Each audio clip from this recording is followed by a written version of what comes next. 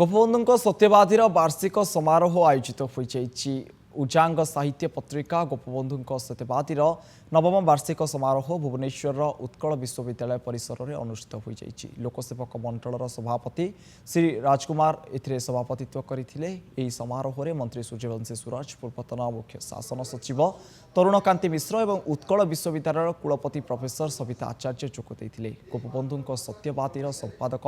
तथा समाजर मुद्राकर और प्रकाशक डॉक्टर प्रभास आचार्य स्वागत भाषण में पत्रिकार संघर्षपूर्ण यात्रा और सफलता संपर्क में आलोकपात करते अवसर में सत्यवादी सारस्वत सम्मान 2024 लब्धप्रतिष्ठित सारस्वत साधक तरुणकांति मिश्र को प्रदान करा सेपरि सत्यवादी साहित्य सम्मान 2024 रे अनेक व्यक्तित्व को प्रदान करा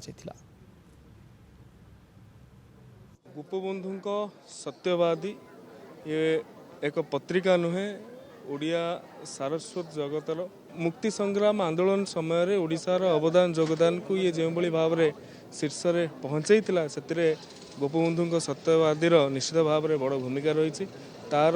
2025 मसीहार ये वार्षिक उत्सव में जोग दे एवं वरेण्य साहित्यिक मानक को संवर्धित करिकी मोर सौभाग्य मत मिली ये अवसर में समस्त को शुभेच्छा और शुभकामना ज्ञापन कर गोपबंधु सत्यवादी पत्रिका गोपबंधु जो सत्यवादी आरंभ कले 1915 मसीह परवर्ती समय से बंद हो जाता आम रिवाइव करूँ पाखापाखि 100 वर्ष पर 2015 रे ये प्रकाशन आउ थे आरंभ है 500 सारस्वत साधक ओडिशा विभिन्न पाखापाखि 30 जिल्लारू साहित्यिक मैंने आसी जोगदान कर गोटे बड़ प्रेरणा और उत्साह